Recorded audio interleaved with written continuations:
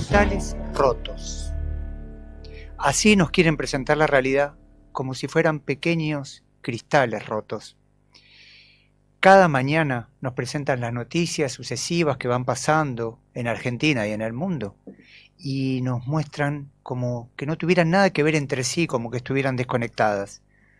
Todavía tenemos las imágenes de las inundaciones en el norte de la provincia de Buenos Aires, y pareciera que no tienen nada que ver, por ejemplo, con lo que significó la inundación brutal en Bahía Blanca. Vemos de golpe en las noticias que llegan peras de China y pareciera que no tiene nada que ver con lo que sucede en el fracking, en la zona de Neuquén y Río Negro, o con lo que sucede en general con la importación de alimentos y de productos. Hablamos de enfermedades, los aumentos en las prevalencias de enfermedades y trastornos en la salud, y pareciera que no tiene nada que ver a su vez con lo que comemos y con lo que respiramos. Hoy, Día Mundial de las Abejas, tenemos a la Sociedad Argentina de Apicultores que denuncia que se han perdido más o menos la mitad de las colmenas en los últimos 20 años, igual que la mitad, más o menos, de apicultores y apicultoras de nuestro país. Y eso pareciera que no tiene nada que ver con todo lo anterior. Y ni hablar de la pobreza que ronda entre 35 y 50%, vaya a saber, pareciera que no tiene nada que ver con todo lo anterior. Diferentes cristales que no sabemos en el fondo qué realidad común conforman, que no sabemos qué tipo de historia arman. No hay causas, no hay prevención y además, obviamente, no hay cambio social posible, solo hay padecimiento en este esquema general. En este programa de Después de la Deriva, vamos a tratar, dentro de lo posible, de poner en diálogo alguno de estos cristales rotos, tratar de ver los nexos para entender, pero además confiando que la reunión de cada uno de estos cristales son una parte fundamental del camino hacia algo distinto, hacia una realidad distinta. Sean bienvenidos, bienvenidas a este nuevo programa de Después de la Deriva.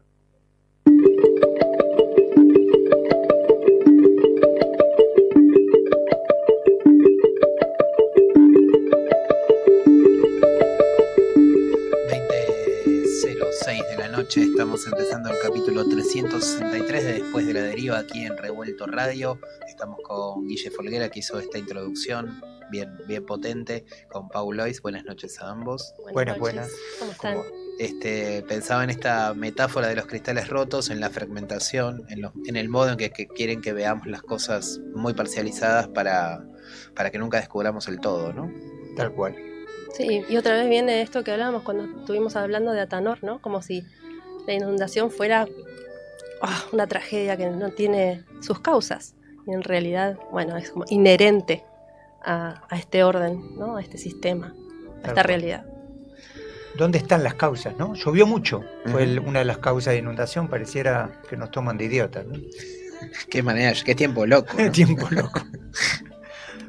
Bueno. Sí, estamos inmersos en eso. Recién cuando hacías la referencia a las peras, hace un par de días salió una noticia que hubo una investigación de la FAUBA justamente en Río Negro, cuánto había crecido la explotación de hidrocarburos en el Alto Valle y cuánto había bajado lo frutihortícola. Y era espeluznante porque el crecimiento era del 170% del fracking y de la explotación, y en cambio todo lo que era la cosecha de peras y manzanas había bajado como un 70%. O sea, eran unos números escabrosos. Bueno, ahí está la explicación de por qué después traemos peras de China, digamos. Tal cual. Sí, muy impactante. Y bueno, y en este programa que estamos haciendo aquí por Revuelto Radio, que parece streaming, pero es radio. Exactamente. Con Ulises Violato y Facu Martínez Gort del otro lado del vidrio haciendo que esto sea posible. Hablabas vos, Guille, al principio de las inundaciones y también Pau. Y justamente vamos a arrancar esta noche con una comunicación vía videollamada con dos compas ahí de la zona de Campana, uno de los epicentros de esto que fácilmente se llama tragedia, que lo es, pero digo que es una tragedia con causas, y me parece que los invitado que tenemos del otro lado nos van a poder dar una pauta bien interesante acerca de lo que nos está pasando y lo que sucedió este fin de semana con esa lluvia tremenda, pero bueno, que tiene sus causas y sus consecuencias. Sí, la inundación tiene... tiene múltiples causas, Ujú. no es simplemente que llovió mucho. Y además, ¿quiénes son los afectados? ¿Dónde está la inundación? Bueno, ahora lo vamos a hablar con estos invitados.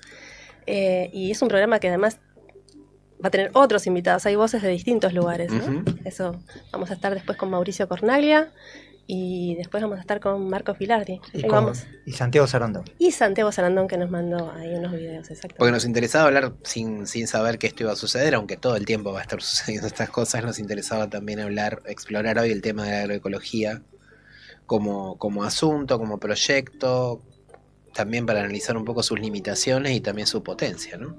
Así que bueno, esto va a ser esta noche larga, como siempre llena de temas. Intensa. Afortunadamente, aquí en Después de la Deriva y también en Después de mi Ley, donde vamos a estar recibiendo al compañero Marco Filardi.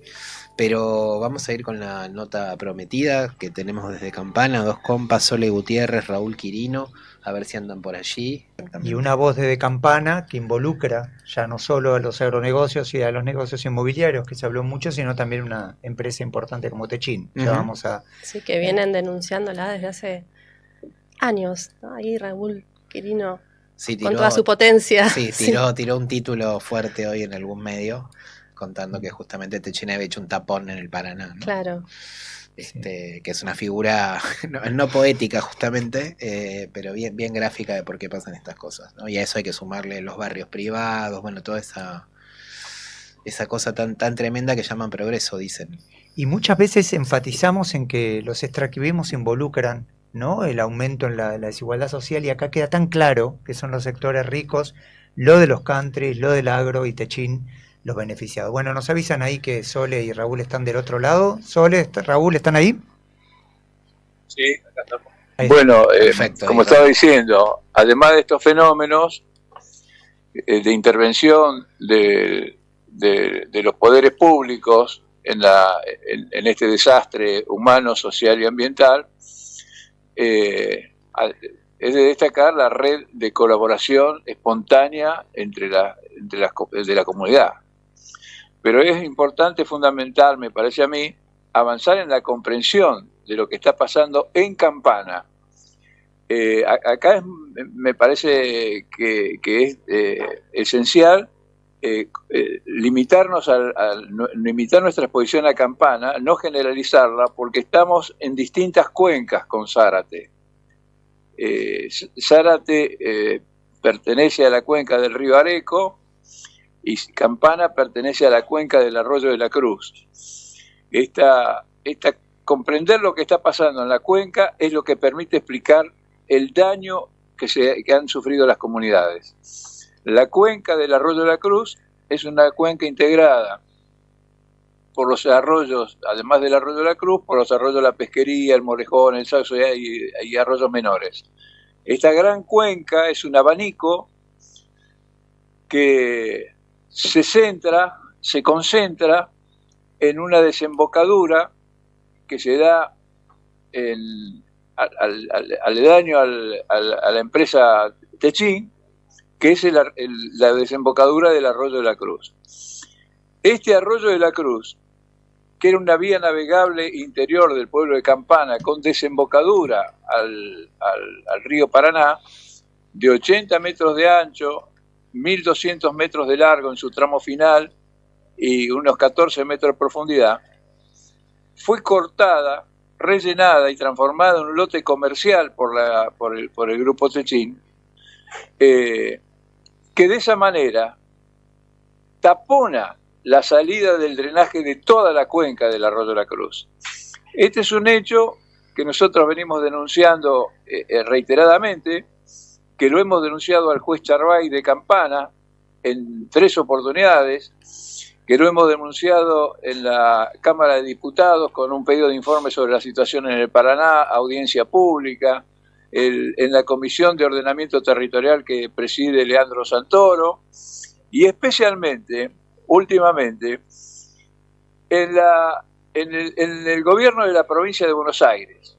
Nosotros tuvimos 2 mesas de trabajo, una con 7 funcionarios y otra con 11 funcionarios de la Autoridad del Agua, Recursos Hídricos y Ambiente de la provincia de Buenos Aires. estas descomunales mesas de trabajo, es muy difícil reunir tantos funcionarios para atender un tema, nos llevó a la conclusión de la absoluta incomprensión de las autoridades provinciales de lo que estaba sucediendo en nuestra cuenca. Para que ustedes tengan idea, cuando nosotros propusimos que era indispensable que la comunidad de Campana participara en el comité de la cuenca de la Cruz, del Arroyo de la Cruz, en el comité de la cuenca del Arroyo de la Cruz, los funcionarios se empezaron a mirar y se preguntaban entre ellos. Afortunadamente íbamos con compañeros de trabajadores de la empresa Usuan, trabajadores de familia de representantes del barrio 8 de diciembre, etcétera. Los funcionarios y pescadores del Paraná, los funcionarios empezaron a mirarse y nos dijeron que no sabían que estábamos en la cuenca, que había una cuenca del Arroyo de la Cruz, y empezaron a buscar papeles, dudando de lo que nosotros les decíamos. Y cuando encontraron los papeles, nos dijeron, sí, tiene razón, tienen la cuenca del Arroyo de la Cruz. Bueno, pero estamos absolutamente desprotegidos si ustedes no saben que tenemos una cuenca y que nosotros tenemos que participar en esa cuenca. Bueno, todo esto fue denunciado, fue explicitado, y ahora este drama que afecta a los 5 barrios de la cuenca del Arroyo de la Cruz, pone de relieve toda una documentación y acciones que veníamos desarrollando desde hace décadas sobre este tema. El arroyo, cuando se recupera la democracia, el grupo Techín deja 2 deudas sin saldar para que la resuelva la democracia. Una, la criminalidad, los crímenes de lesa humanidad de los grupos de tarea en los cuales participaba. Y el otro aspecto que deja abierto es el corte y relleno de una vía navegable. Esto es un hecho descomunal. Bueno, tuvimos que recurrir a la búsqueda de planos, de mapas originarios que nosotros ponemos a disposición de todo el mundo, como lo vamos a poner también a disposición de la justicia. Estábamos hablando justamente con otros compañeros de la necesidad de avanzar judicialmente también en este tema, en la justicia federal, para demostrarnos con documentación que demuestra no solo cómo era la vida del Arroyo de la Cruz y cómo fue cortado y rellenado por el grupo Techín, incluso con una documentación donde se muestra cómo se hizo el relleno. ¿Cómo se hizo el relleno? Bueno, la evidencia es descomunal. Ahora, estamos hablando de una población que es por ejemplo, el barrio San Cayetano, una población donde en el año 2014 hubo 28 niños muertos por prematurez extrema y malformaciones. 28 niños muertos en 30 días por prematurez extrema y malformaciones, los cuales desaparecieron de la información pública. Donde las enfermedades emergentes, incluso por saturnismo, etcétera, son moneda corriente. Y donde ahora, con el avance de las aguas, se produjo la movilidad de todas las disposiciones finales de residuos que hay en la zona. Es decir, ahora no aparece como emergencia solamente el repartir algún alimento, repartir algún abrigo. Aparece la necesidad de reconstruir la trama sanitaria de estos barrios, la trama humana, la trama social. No se trata de recuperar un bien. Acá está en peligro el futuro de la vida de estas comunidades. Bueno, esto es lo que quería comentar y a mi lado está Soledad, que me gustaría que haga algún comentario. ¿Cómo estás, Sole? ¿Todo bien? Hola, ¿me escuchan bien? Se te escucha muy bien. Sole, por ahí también complementar junto con lo que señala Raúl en torno a las causas, cómo es la situación ahora en Campana, ¿no? Bueno, la situación de ahora en Campana, ya bajo el agua, las gentes, algunas están todavía en los refugios, se quedan a dormir a la noche ahí, vuelven a hacer la limpieza, pero es crítica porque fueron los barrios afectados los más pobres y la gente perdió todo. Hay que tener en cuenta también que Campana tiene el índice de suicidios más altos de la región y también pensamos en eso, de cómo esta tragedia le va a afectar psicológicamente a todas las personas, a todas las familias. La verdad que es muy jodido.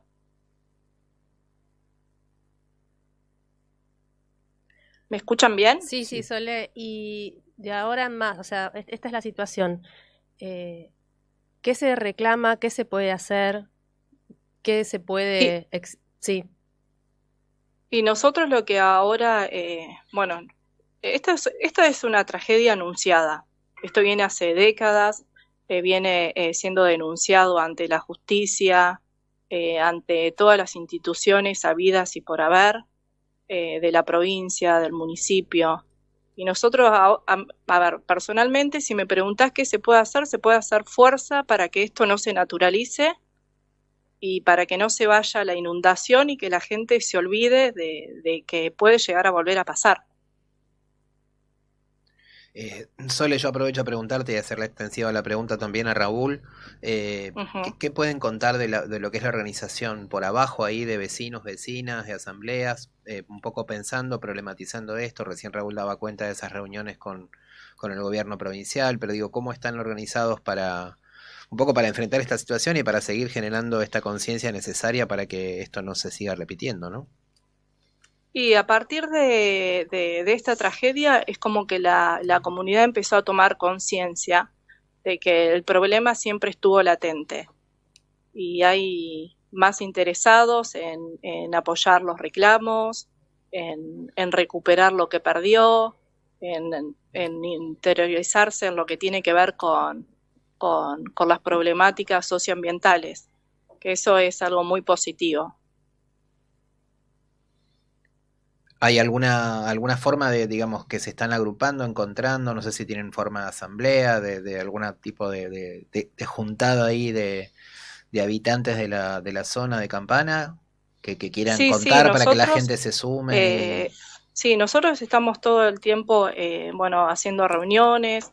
Raúl participa todas las semanas en un programa de radio donde va contando semana a semana qué es lo que se va haciendo, cómo nos vamos organizando.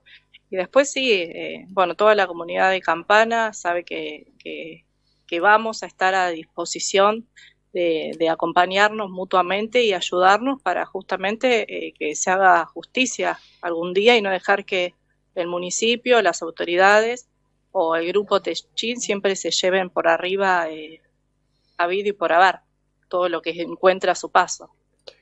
Estamos hablando con Sole Gutiérrez y Raúl Quirino, estamos hablando de la situación de Campana y también en general del norte de la provincia de Buenos Aires, y esta pregunta va tanto para vos, Sole, como para Raúl.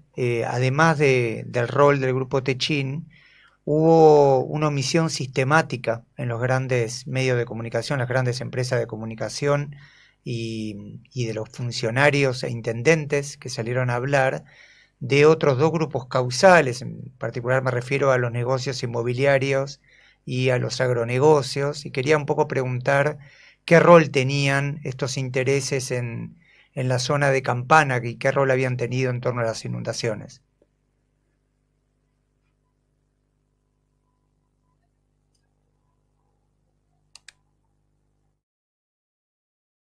¿Nos escuchan, Raúl, Sole? ¿Puedes repetir la pregunta, por favor? Sí, claro. Decía que hay, además de lo del grupo Techín, hubo misiones sistemáticas de intendentes, gobernadores que salieron a hablar y obviamente figuras del gobierno nacional en torno a las inundaciones y sus causas. Y hay al menos dos grupos de negocios que no se mencionaban. Uno tenía que ver con negocios inmobiliarios y otro con agronegocios. Y un poco preguntaba qué rol habían tenido en las inundaciones de Campana estos dos grupos de grandes negociados. Bueno, los agronegocios no son tan importantes en Campana, son importantes en la zona de drenaje inicial de la cuenca, en Exaltación de la Cruz, toda esa región. Raúl, fíjate si podés no ponerlo en altavoz porque se pierde un poquito la voz. Gracias. Hola, decía que el agronegocio en Campana no es tan importante, es reducido, que lo que es importante en el nacimiento de la cuenca, porque nace en la zona de Exaltación de la Cruz, donde sí es importante el agronegocio. Acá nosotros tenemos, Campana se desarrolló bajo el dominio de dos corporaciones, la Corporación Techín y la Corporación Cadema. ¿En qué consistió el dominio? La Corporación Techín no solamente financió, sino que diseñó y aplicó los planes de ordenamiento territorial de Campana, así como se escucha. La empresa, el grupo Techín, financió el ordenamiento territorial de Campana a la manera de una trama de negocios. Y fue acompañado por una gran corporación inmobiliaria, que es la Fundación Cadema, con estas características. El grupo Techín no solamente interviene en todos los niveles del Estado municipal, en todos los niveles, abastece todos los niveles del Estado municipal, subordina a todas las fuerzas políticas que se presentaron, sino también que la Corporación Cadema tiene, además de su director propio dentro de la corporación, tiene a un director como secretario de Planeamiento, Obras y Recursos Públicos del municipio. Es decir, la debilidad de la programación estratégica de la comunidad radica en que los intereses que se están ejecutando son los planes de negocio montados por estas dos corporaciones. No hay otra cosa en Campana, no hay otra cosa. Que la Corporación Cadema, que es el brazo inmobiliario de los negocios de Campana, tenga un director puesto en la estructura administrativa del municipio, es letal para los intereses de la comunidad. Acá no hay un solo barrio popular planificado. Los barrios se asientan en los lugares anegadizos porque son los que quedan. Es lo que se les permite utilizar para armar sus techos. Esta es la razón fundamental. No hay loteos en lotes capaces de erradicaciones dignas, a pesar de tener unas 15 parcelas de minoría y familia dispuestas en todo el territorio en lugares de enorme calidad, en lugares de altura, arbolados, cercanos al Parque el Ciervo de los Pantanos, aledaños a la Ruta 9. Es increíble que todo el desarrollo inmobiliario está limitado a barrios suntuarios, a barrios dedicados a modificar humedales, a producir alteos de terrenos de humedales, de transformar un humedal en un acceso de lanchas y de yates. Bueno, esto es lo que está vigente acá en Campana. Entonces, lo que trajo esta tragedia es la visibilización de todo esto. Por eso se ha producido este estallido informativo que vemos en las redes, ¿no? que a nosotros nos llama la atención, que hoy tengamos que estar planificando cómo comunicarnos durante toda la semana con distintos medios de todo el país. Habla de que este fenómeno ha despertado un impacto comunicacional inesperado para nosotros. Bueno, es una buena noticia de todos modos. Raúl, ¿quién gobierna en Campana? Gobierna el PRO Cambiemos desde el año 2015. Ajá.